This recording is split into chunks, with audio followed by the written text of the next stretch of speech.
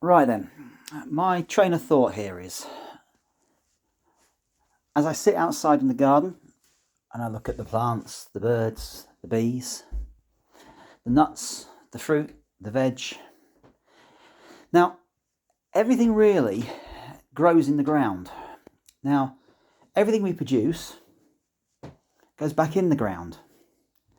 And simply, we eat half the shit that goes in our grounds, even though we put pollution and crap in there. Now, our bodies seem to be able to recycle most of the waste, apart from the inorganic stuff that mankind makes. So, a wise Buddha says to me, we are basically a walking recycling unit because we eat shit, we digest shit, we simply process it. Our kidneys filter it, our glands use it, we take the chemicals that are actually produced in nature and we use them. Now, why does mankind need to keep producing new types of chemical? Now, it seems to be a very strange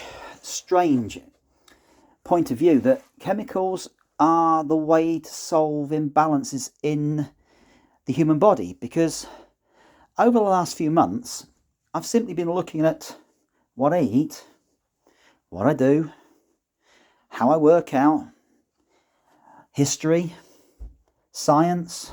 I've been doing a few experiments, and I've realised that our bodies are actually pretty indestructible, because since I've been eating the new stuff and taking out the crap that's produced by society, now there's a place for everything in life because we've all got choices to make.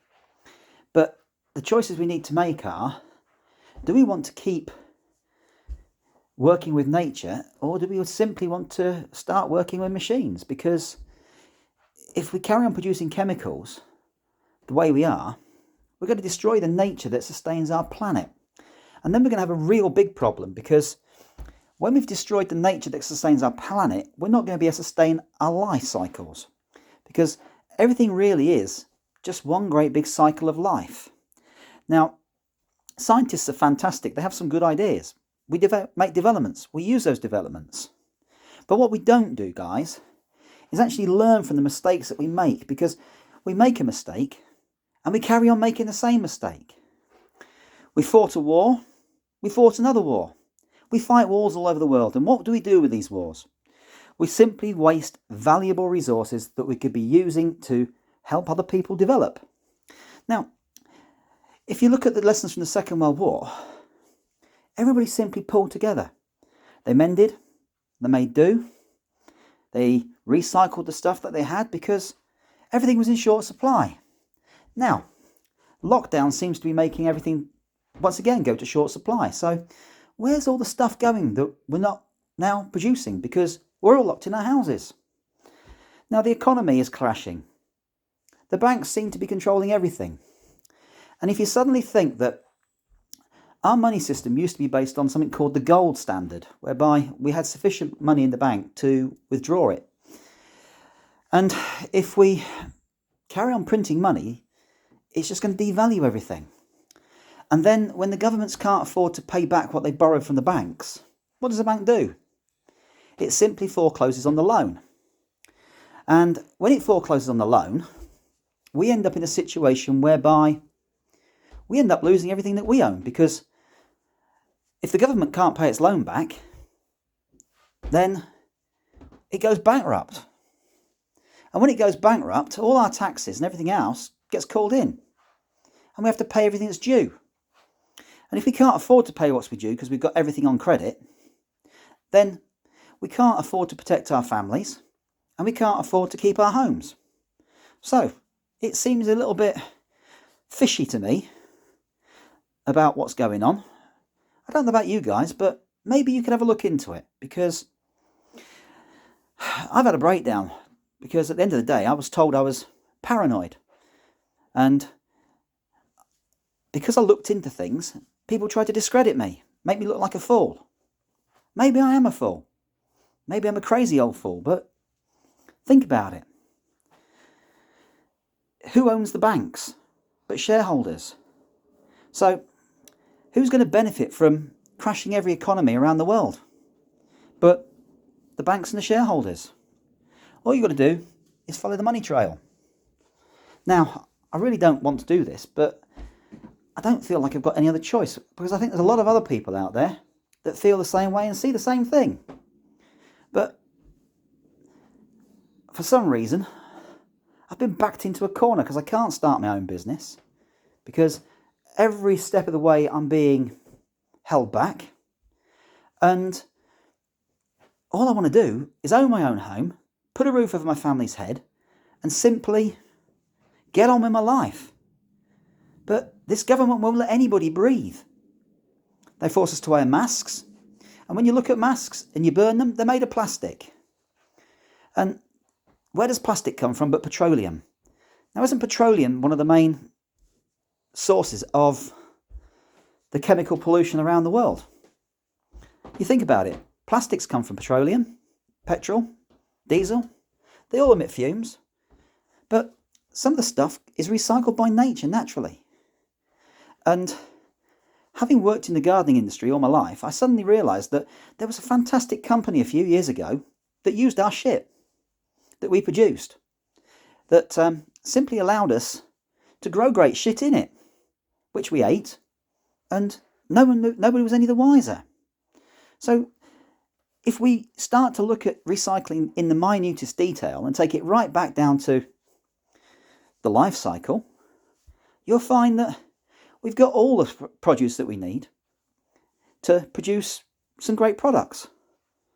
We've got the ingenuity, and I can't understand why a company called Terra Eco suddenly disappeared off the marketplace. Maybe it's because when they were doing the testing research, they found that there was things in it that shouldn't be in it. But that's just my train of thought. Who am I but a simple gardener? Now, at the minute, I'm sitting on this because I might share it with a friend, and then if it goes anywhere else, who knows? It's not my business, because all I'm doing is recording this for my video diary, because I'm trying to recover from a mental breakdown. But I don't think it's going to be possible, because when you start to dig into shit, you find things that simply disturb your mind and you never really get over it. Now, where's Mr. Trump? Because I think he's had the same problem, because every step of the way he's been held back and censored. But I don't know. I'm still on the fence about a lot of things, because you never get to hear about things unless you dig into it, because you don't know whether the media's telling you the truth, the internet's telling you the truth, and you've simply just got to follow your gut instinct. And at the moment, my gut instinct is screaming at me, because I'm made up of bacteria, water, electricity, and various other bits of crap. And we all are. But doesn't our immune system function by coming into contact with bacteria? And do we not develop resistance to things because we come into contact with that bacteria?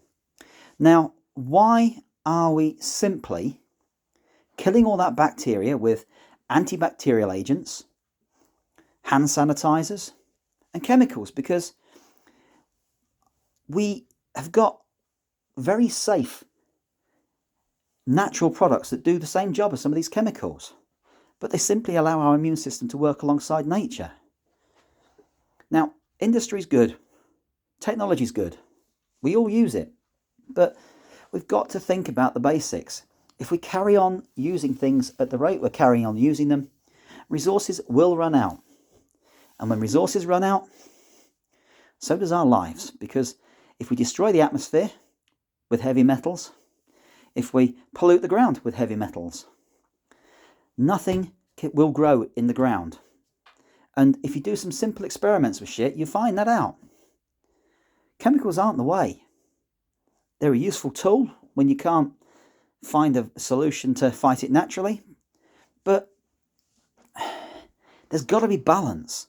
And without balance, life won't continue to exist unless it's designed to just reduce down a population to a point whereby whatever's left is spread amongst the few as opposed to shared equally among the many.